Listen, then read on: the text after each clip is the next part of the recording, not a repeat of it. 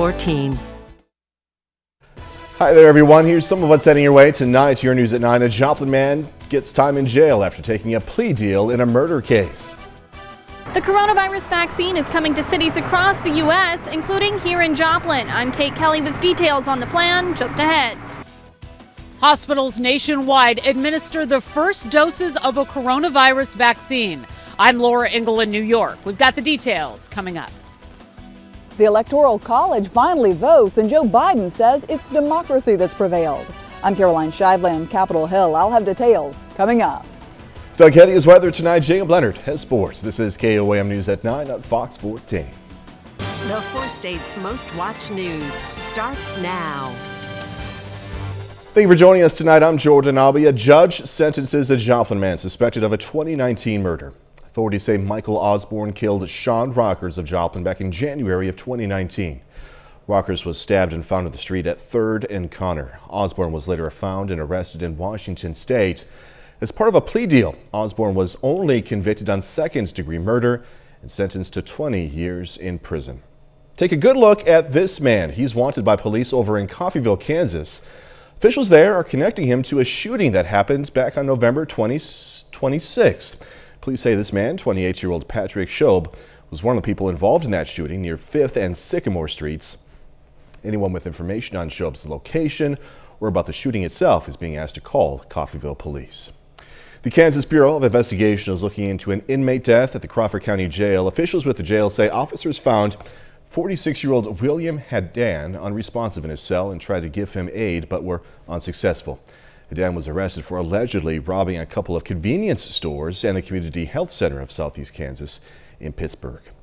Authorities in Newton County, Missouri arrest 2 suspects in an armed robbery that happened back on Friday in Miami, Oklahoma. Authorities say Daniel Duran and Gabriela Espinoza were spotted in Newton County and led sheriff's deputies on a chase on I-44 and shot at deputies but didn't hit them, thankfully. The suspects were eventually stopped at exit 26 and arrested after a short standoff.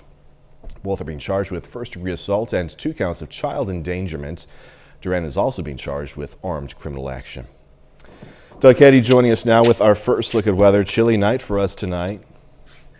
Yeah, definitely. It's cold outside after we had the snow yesterday. A lot of areas picked up several inches of snow, especially south of Interstate 44. And then most of the metro just had snow falling all day, kind of melted on impact. But we got the sunshine to return today after a cold start of 39 for a high well below our average high of 47 degrees. But look at the clouds thickening up. Our next storm system is developing just to our west. It's a very weak system as it's going to pass through during the daytime hours tomorrow, but it will give us some light snow and light snow showers as we head into Tuesday evening. Cold right now, upper 20s, and it looks like we'll drop back to about 26. Only 38 for a high tomorrow. Of course, we're going to look at our snow chances and when that can move in, all coming up here in just a little bit. All right, Doug, thanks as always. Joplin Health Department is reporting 4 more COVID-19 related deaths. Officials say they were all males, ages 82 and 85. Also, 2 residents of a long-term care facility, an 81-year-old male and a 62-year-old female. This brings Joplin's total death count attributed to COVID-19 to 76. City of Joplin is prepping for its first batch of Pfizer's coronavirus vaccine. While some are hesitant to get this shot, others say they're more than ready. KOAM's Kate Kelly shares why one nurse at a senior facility says she hopes she's first in line for this dose of hope. The pandemic has been hard on all of us, especially healthcare workers in hospitals and senior living facilities. That's why they're included in the first wave of people eligible for the vaccine. It's a miracle, just what it is bringing to our seniors and healthcare in general. And we're really excited about it. I'm really excited about it. Almost makes me want to cry. Arrow Senior Living presides over dozens of senior care facilities, including the Wildwood in Joplin. This nurse says this vaccine is delivering a dose of much-needed hope. For me, it means a further advancement in a way to keep my family safe. It is a way for me to continue to be in my communities and providing the care and the love and the compassion that our residents need. The City of Joplin says the vaccine will be going to Freeman and Mercy hospitals first. Mercy is expecting to see the vaccine as early as this week. First and foremost ones that are getting it are those healthcare workers, and then eventually in long-term care facilities. So As more vaccine becomes available, those other individuals will be incorporated into the administration of the vaccine. The goal is to vaccinate at least 70% of the population in order to obtain herd immunity, effectively combating the coronavirus that has plagued us the past 9 months. We really encourage individuals to take advantage of the vaccine as it becomes available. The larger percentage of individuals in our area that get vaccinated early, the quicker this goes away. I have full confidence in what our pharmaceutical companies are doing, the CDC overseeing it, the FDA, everybody, they always have best intentions. And so I truly believe in my heart of hearts that this is the right thing. In Joplin, Kate Kelly, KOAM News. While Pfizer's vaccine has been shipped nationally, officials say they're not sure just yet how much the vaccine will initially be made available to Joplin. City officials did say that the vaccine should be continually distributed until everyone who chooses to be vaccinated is vaccinated. As we've been hearing about, the first shipments of Pfizer's coronavirus vaccine are now in hospitals across the country. Healthcare workers were among the first to get inoculated today. Hundreds of distribution centers will receive doses in the coming days. Fox News senior correspondent Laura Engel has more. A possible turning point in the fight against COVID-19. Hospitals across the country administering Pfizer-BioNTech's coronavirus vaccine today, kicking off the largest vaccination project in U.S. history. How heartbreaking things have been for all of us, and the long days, over 12-hour shifts, and then finally we're hopefully seeing a light at the end of the tunnel. UPS and FedEx staggering their deliveries throughout the day to 145 distribution centers. The immunizations starting just hours after shipments arrived. Here in New York, healthcare workers on the front lines were among the first to roll up their sleeves. I feel hopeful today, relieved. More than 500 sites will receive their shipments in the coming days. Some 3 million doses are in this initial batch. Another 2.9 million will be rolled out shortly after to give people their second dose of the vaccine. Less than a year, much less than a year. These vaccines have already been administered in Great Britain and Canada. They're now going to be administered here in the United States. Pfizer taking just months to develop this vaccine. Health experts say despite the shortened timeline, they're confident it's safe. I think we're going to slowly start to see people feel good and liberated, that they're sort of in the clear to be able to live a more normal life with the vaccine, and I think that's going to prompt more people to take it. And another 500,000 doses will be kept in reserve to address any distribution issues. In New York, Laura Engel, Fox News. After the Electoral College formalized his win, President-elect Joe Biden said, quote, "Democracy prevailed in the battle for the soul of America." Fox News correspondent Caroline Shively is on Capitol Hill now with details on the president-elect's speech. In America, politicians don't take power. People grant power to them. President-elect Joe Biden spoke to the nation Monday night, just hours after passing the 270-vote threshold for a win in the Electoral College. Despite claims of fraud by President Trump and calls from his supporters to throw out millions of ballots, the electors stayed true to their state's recorded results. Ayes 55, noes 0. The president-elect had a message for the nearly 47% of the electorate who voted for Mr. Trump. I'll work just as hard for those of you who didn't vote for me as I will for those who did. But a Fox News poll out Monday night shows that uniting the nation won't be an easy task. While a high percentage of Democrats say they are hopeful, relieved, and excited by the election results, the top 3 responses to the election among Republicans was angry, scared, and embarrassed. Sentiment shared by some congressional Republicans. 126 of them signed on to a legal brief last week supporting a lawsuit to invalidate the election in 4 states that Mr. Biden won. The Supreme Court declined to even take up the suit late Friday. Just how many times does President Trump have to lose before rank-and-file Republicans, before most senators, acknowledge that Joe Biden will be the next president of the United States? Next up, the results from the Electoral College go to Congress for another vote count early next month. On Capitol Hill, Caroline Shively, Fox News. KOAM News at 9 on Fox 14 takes this time now to honor one of our 4 state heroes. Charles Hartung served in the U.S. Navy from 1952 to 56. Native of Girard, Kansas, Hartung was stationed in Japan. We are proud to thank and salute Petty Officer 3rd Class Charles Hartung. He is tonight's 4 state hero. Doug is next with a complete look at the forecast a bit later. A former Webb City Card is taking his shot to the NFL, the Bigs. We're going to hear from him in sports. Kansas.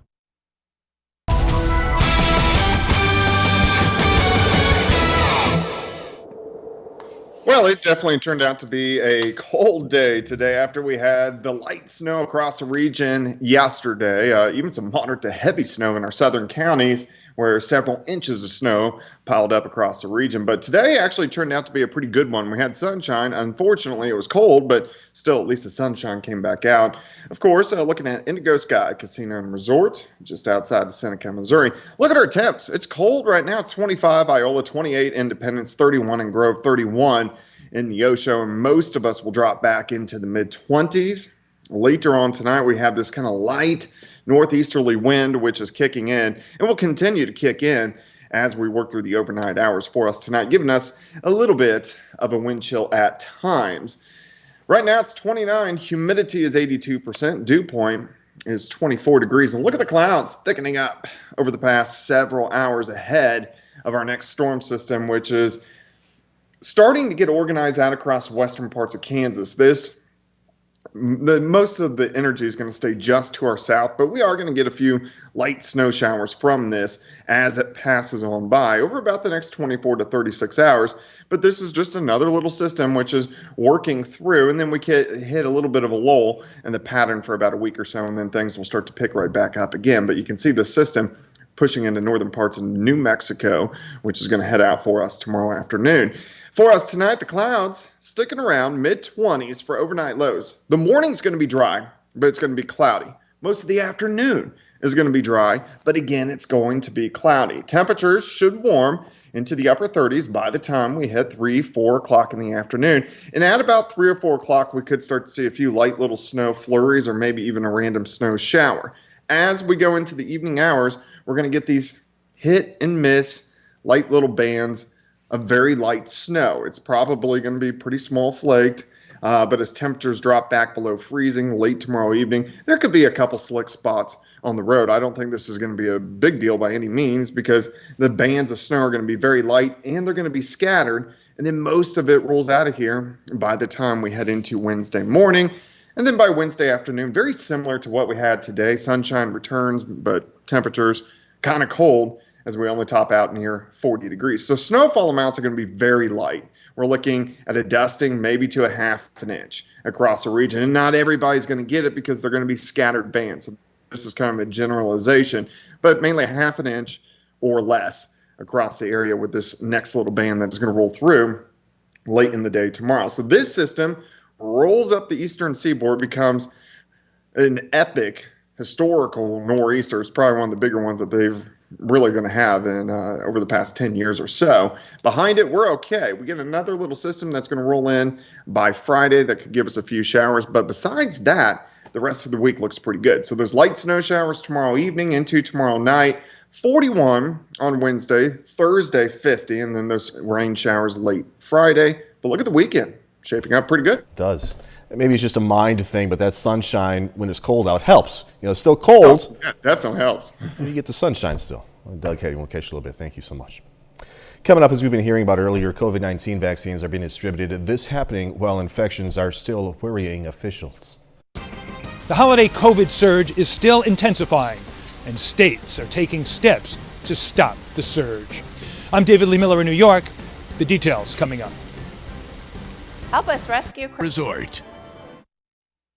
New deaths, cases, and hospitalizations are all spiking across the United States as this vaccine rollout begins. Fox News correspondent David Lee Miller has more now from New York.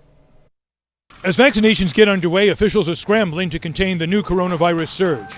We're seeing around 200,000 new cases every day, fueled by holiday gatherings and community spread. There are now more than 108,000 Americans being treated for COVID in hospitals, a new record, and doctors across the country are sounding the alarm. These Thanksgiving surges of cases, on top of already rising cases, is creating extraordinary stress on our healthcare system. The numbers of hospitalizations and patients in the ICU could become catastrophic. Governors in dozens of states are now implementing new rules and restrictions in place. Here in New York, indoor dining is suspended starting Monday. a huge blow for business owners trying to stay afloat. Reaction has been mixed, with some restaurateurs acknowledging the shutdown is devastating economically, but crucial to keeping people healthy. It is what it is, and we support it because we can't continue the spread of this virus. Inside dining at 25% capacity was well spaced, adequate tables, responsible adults wearing masks. A growing number of public health officials are also encouraging Americans to avoid indoor dining, part of a new push to preserve hospital capacity by getting back to basics with social distancing. It shouldn't be about whether it's mandated or whether or not you feel it's infringing on your freedoms. It should be about protecting those around us.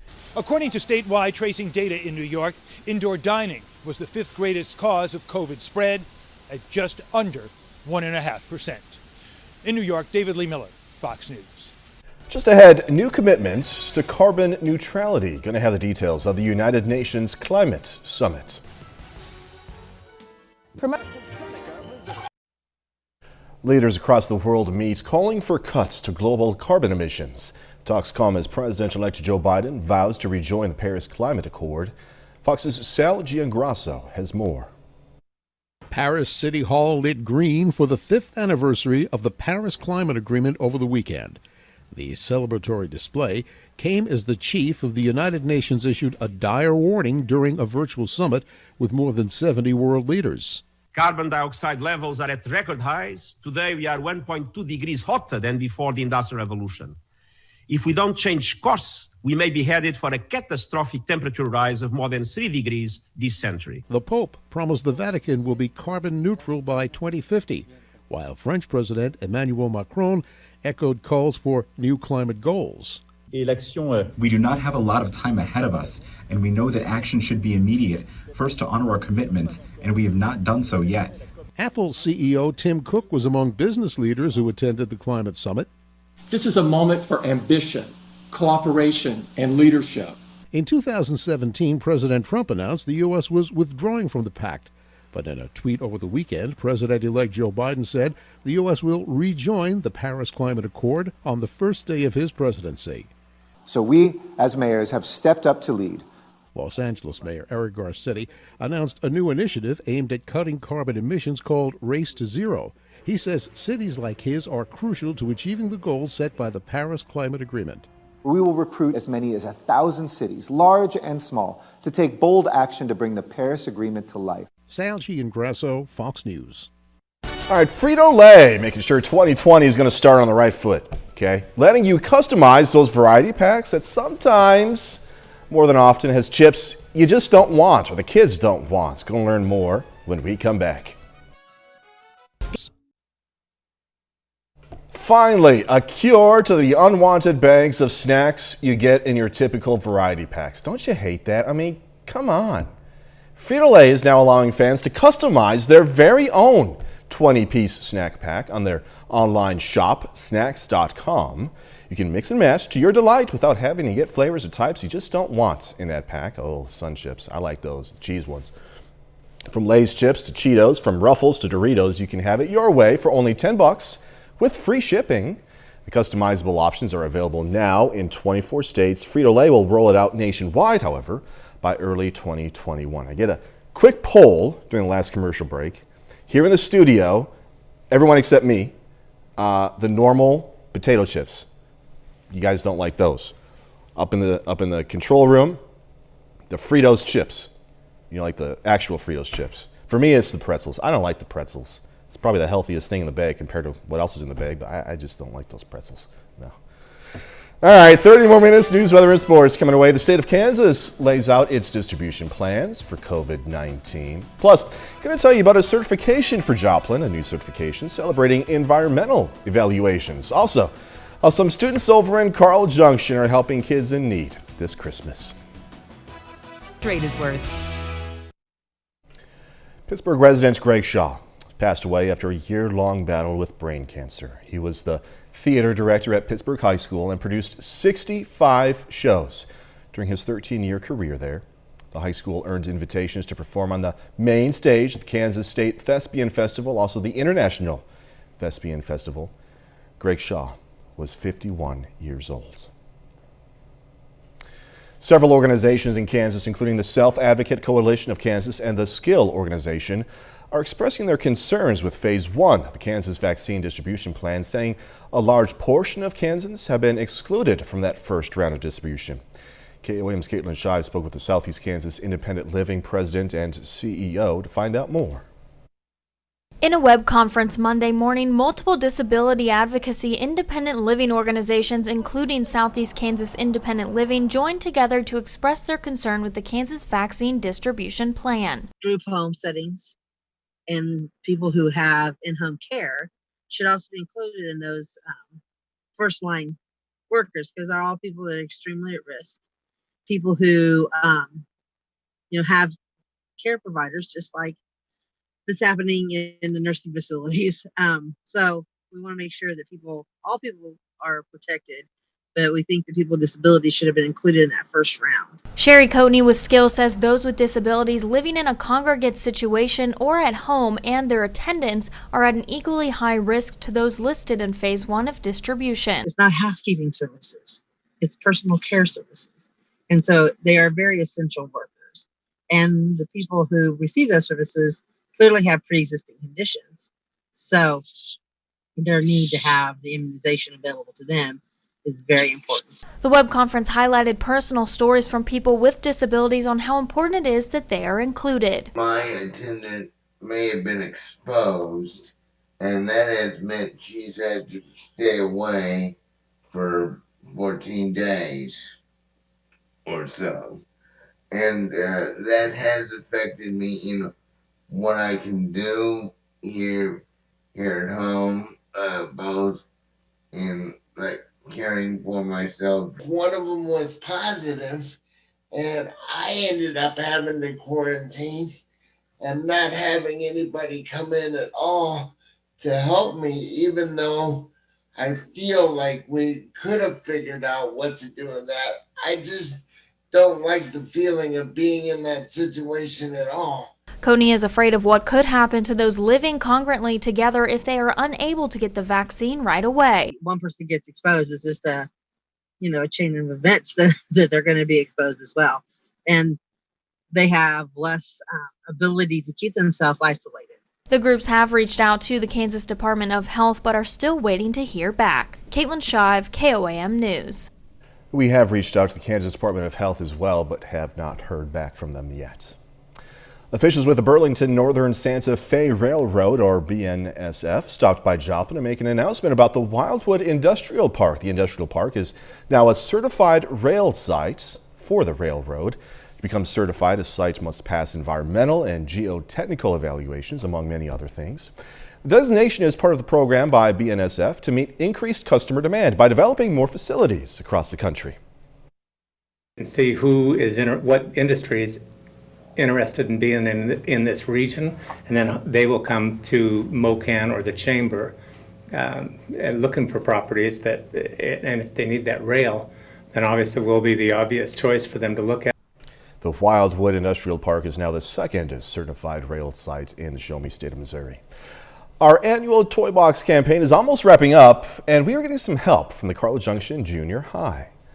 Riley Carroll, an 8th grader, came up with the idea to host a school event called How CJ Saved Christmas. Kids were encouraged to dress up for a different theme each day and bring in toys to donate.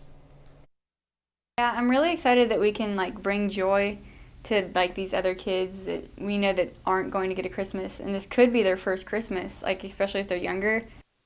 Hey guys, we thank each one of you. Awesome of you to do this. How CJ Saved Christmas is going to run through the 18th. And our annual Toy Box campaign is underway. Each year we ask for donations of toys and money to buy those toys to give to area kids in need. All of your donations can stay in the county you live in. You can find a list of toy drop-off locations on our website. That's KOAMnewsnow.com. Or you can donate by phone during our Toy Box Tuesday telethon this coming Tuesday on our noon, 5 p.m., also 6 p.m. news. Also, don't forget about our annual Fox 14 Feed the 4 States that's underway. Each year we ask you to donate non-perishable food items or money to buy food for area food pantries. These donations are especially important right now during this pandemic. Things are tough for many people. You can find food donations you can drop off those donations at any Westco home furnishing store or directly at a food bank. And you can make a financial donation as well to an area food bank through our website. See it there again, KOAMnewsnow.com. Some people in Liberal, Missouri are making sure area people in need have blankets for this cold weather. The 15% and T&D Donkey Rescue are teaming up to collect donations to buy and distribute blankets to children in Head Start and early Head Start programs in 4 state counties, as well as seniors at area nursing homes. To know that someone cares about them and loves them and wants them to be warm and comforted, especially when it's Christmas time and they may or may not be alone. It just felt very important. 525 blankets are going to be handed out in total. Google restoring service to customers worldwide whose Gmail, YouTube storage, apps, and video conferencing were all temporarily offline earlier this morning. Listen closely to this. Google lost an estimated $1.7 million in ad revenue during this brief outage. Just during that outage, $1.7 million. That's according to online shopping platform lovethesales.com. The Wall Street Journal says the outage reached both individuals and businesses. Down Detector, which tracks website outages, says the outage appears to have been especially widespread in the northeastern U.S., Britain, also parts of Europe, elsewhere. A bit later, Christmas celebration turning tragic. A Christmas concert in New York City ends in gunfire. I'm Ashley Strohmeyer. How police say the violence came to an end, coming up. Tino.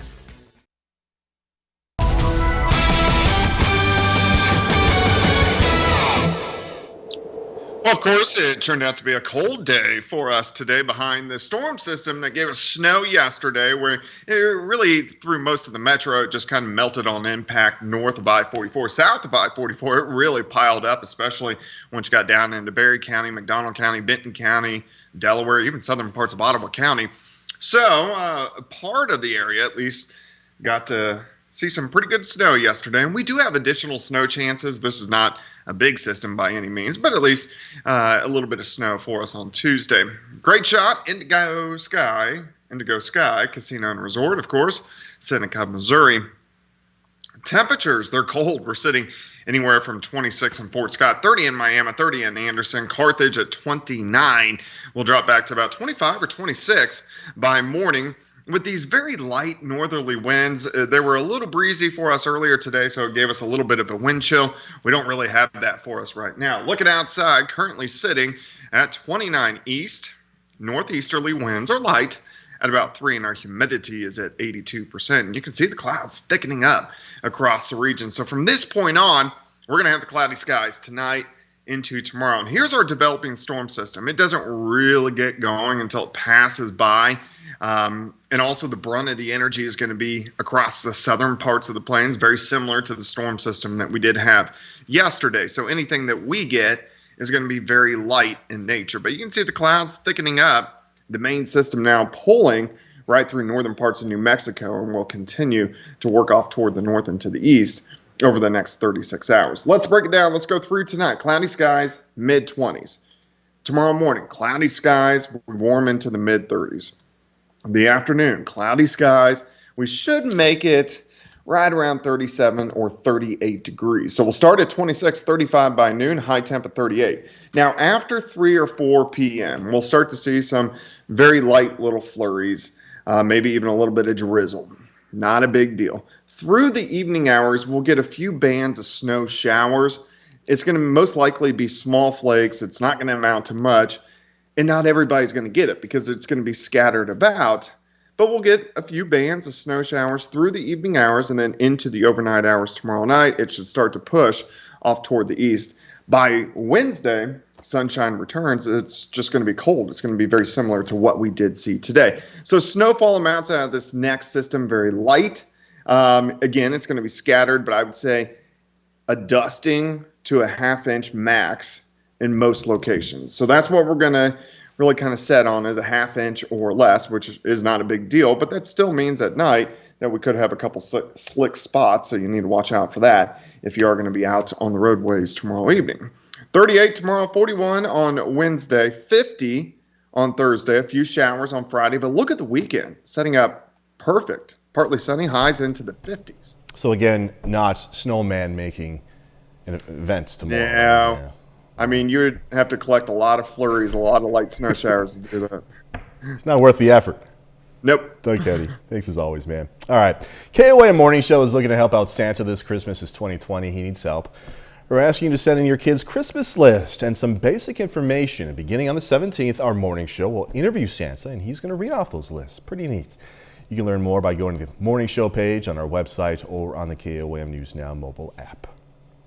Coming up in sports, Carl Junction girls hitting the road for an interstate matchup against Girard. Plus, former Webb City standout Zach Davidson declaring for the 2021 NFL Draft. Gonna hear from Davidson next.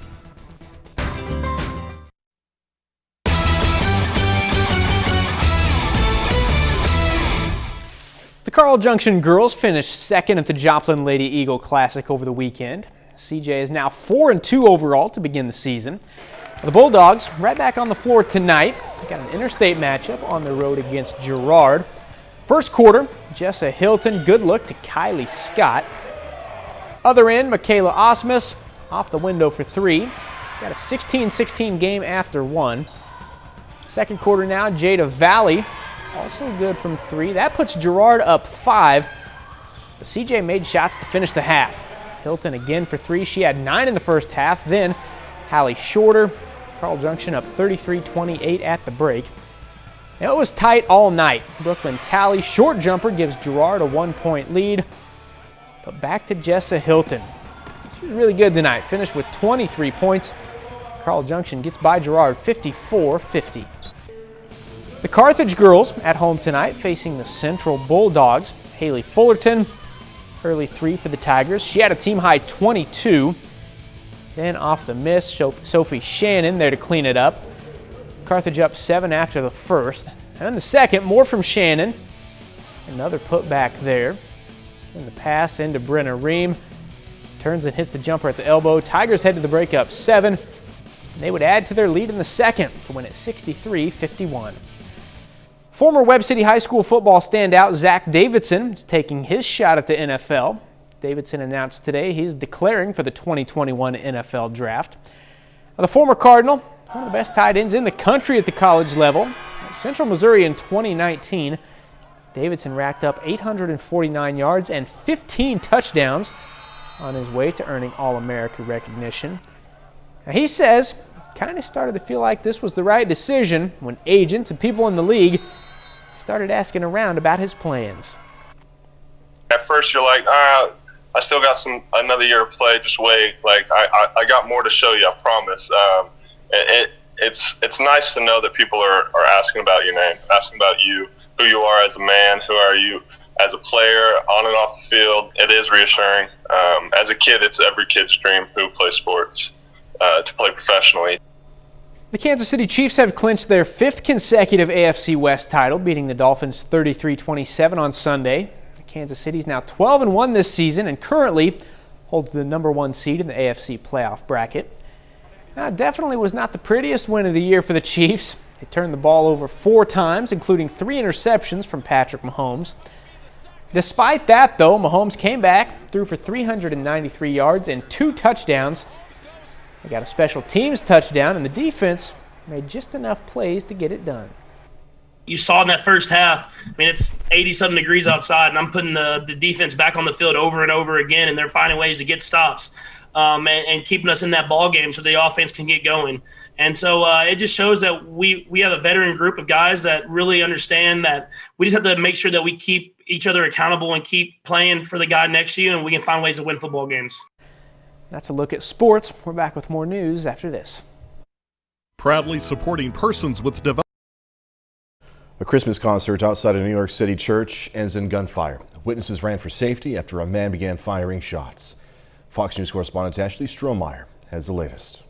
A peaceful holiday concert in New York City quickly turning into chaos. Gunfire erupting Sunday afternoon at the Cathedral of St. John the Divine after a 45-minute concert. The shooter was reportedly firing into the air. Police who were in the area to provide security for the event moved in. We had a police officer on the scene. We had a detective on the scene, a community affairs detective from the 2-6 precinct, almost immediately, and engaged the armed perpetrator. Officers say they asked the suspect to drop his weapon multiple times before they started shooting. And the shooter kept saying, just shoot me, shoot me. Go ahead, shoot me. He continued on, the shooter, and he said, kill me already, kill me. Go ahead, kill me. Police say the gunman was shot at least once in the head and was rushed to the hospital in critical condition and later died. No one but the shooter was hit. Investigators recovered 2 firearms and a bag they believe belonged to the shooter. Inside this bag was a full can of gasoline, rope, wire, multiple knives, a Bible, and tape. I think we can all surmise the ill intentions of the proceeds of this bag. Police say about 200 people were at the event, a smaller crowd than normal due to the coronavirus pandemic. In New York, Ashley Strohmeyer, Fox News. All right, we're going to end the show in a much happier way. Got some mind-bending thrillers and action movies now available to watch at home. We're going to run through the new DVD and on-demand list when we come back. John David Washington time travels. Madeline Ackerman joins a fight club. Patrick Schwarzenegger and Michael Shannon steal from the rich. Fox's Ashton Worker runs down a list of new digital and DVD releases. Christopher Nolan's mind-bending thriller Tenet tops the list of what's new in home entertainment. The film stars John David Washington as a spy who travels back in time to prevent a global disaster. Are you kidding me? Malin Ackerman, Bella Thorne, and Alec Baldwin star in the action comedy Chick Fight. It centers around a woman who joins an all-female fight club in order to turn her messy life around. What's the business? The crime thriller Echo Boomers features Patrick Schwarzenegger and Michael Shannon as thieves in an underground crime operation who steal from the wealthy. We have every reason to believe that this monster will show up again tonight. A small-town sheriff tries to solve a series of brutal murders that occur on the full moon in the horror comedy The Wolf of Snow Hollow. Where are we going? It's an old tradition. In the horror film The Call, a group of friends trying to survive the night at the home of a sinister couple need to make a phone call that could change their life or end it. You hear me? A recently widowed traveler escapes a killer in the woods in the thriller Alone. What if she saw something? 2 siblings suspect something evil is taking over their family at a secluded farmhouse in The Dark and the Wicked. I saw something.